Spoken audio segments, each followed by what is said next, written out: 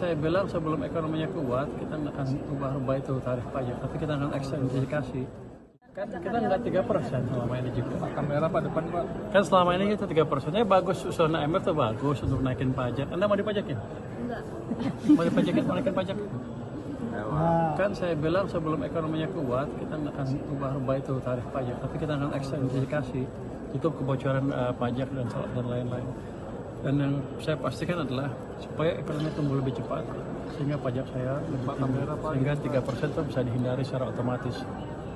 Pak, KPK mengendus agar Nanti kalau kurang, ya kita naikin pajak duluan ya. Pak, Siapa yang usul tadi?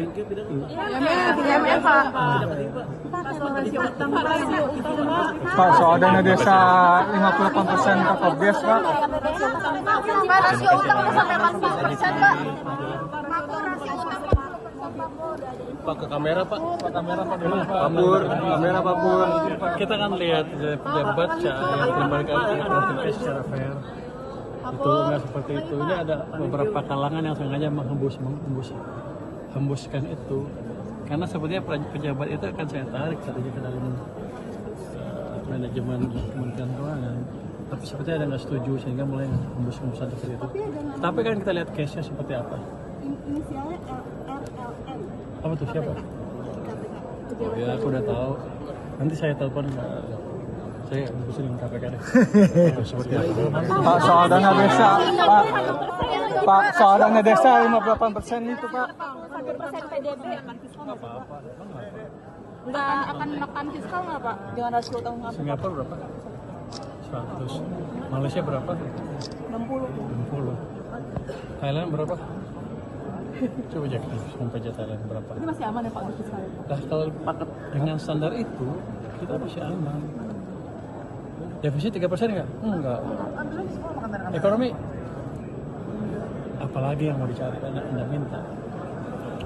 Jadi strategi kita adalah memaksimalkan defisit yang ada untuk memastikan ekonomi berbalik arah. Itu dilakukan 4 tahun lalu kan, dan terbukti kan ekonomi berbalik arah kan. Itu sebetulnya strategi yang amat smart. Kita nggak lewatin 3%, ekspansi fiskal, kasih stimulus ke ekonominya balik. Tinggal kita lari, kita tinggal atur ke depan seperti apa yang ramai ekonominya. Tapi nggak terlintas seperti kemarin lagi, di mana kita mau hancur. Kan kemarin demo besar-besaran ayat keluar ketiga. Anda udah lupa? Pak, dana desa. Jadi gini, usul IMF bagus, tapi kita akan lihat sesuai dengan keadaan kita. Kita nggak mau tiba-tiba naikin pajak, habis itu ambruk semuanya, daya beli hancur, misalnya jeblok, akhirnya runtuh lagi, habis itu kita terpasang utang lagi kan.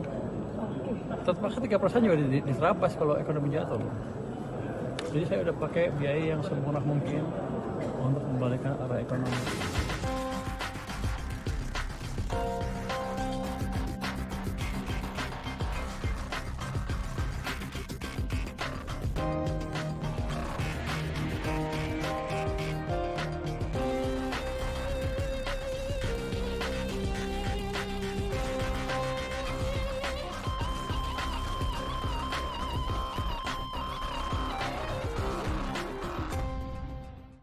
Saudara, kecepatan informasi dan akurasi data adalah komitmen kami. Satu langkah lebih dekat, satu langkah lebih terpercaya. Saksikan Sapa Indonesia Malam di Kompas TV Channel 11 di televisi Anda.